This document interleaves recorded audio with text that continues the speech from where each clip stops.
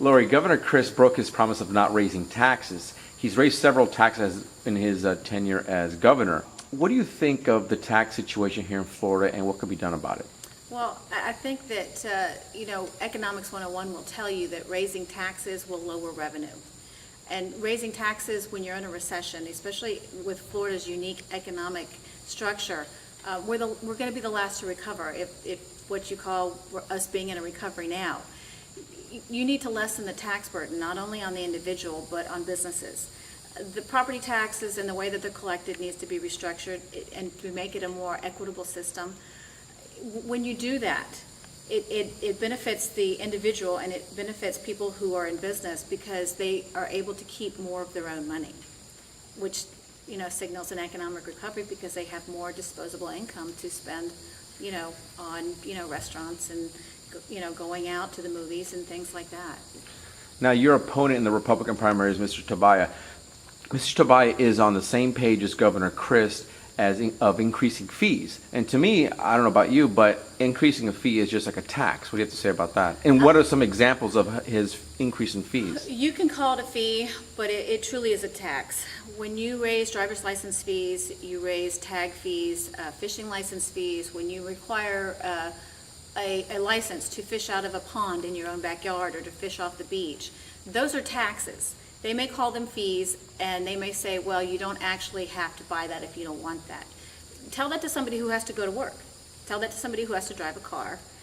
Tell that to anybody who wants to fish. It's a fee, but it really is a tax, and it is simply a way to generate revenue.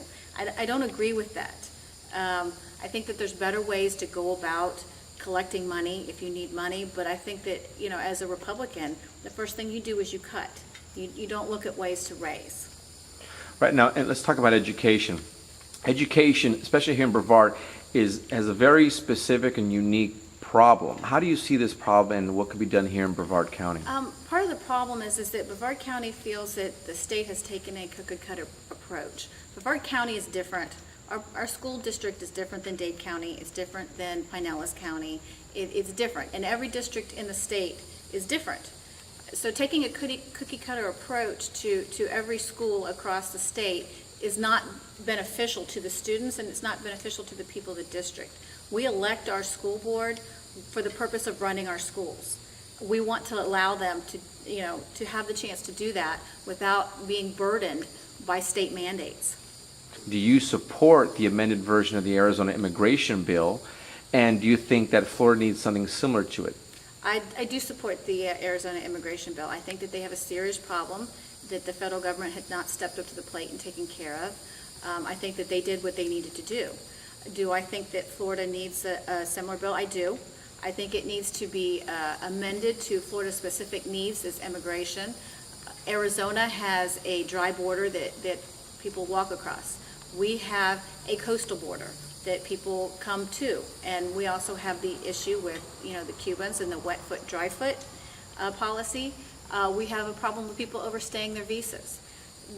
We have to tailor our bill to fit Florida's needs, not just pass a copy of Arizona's.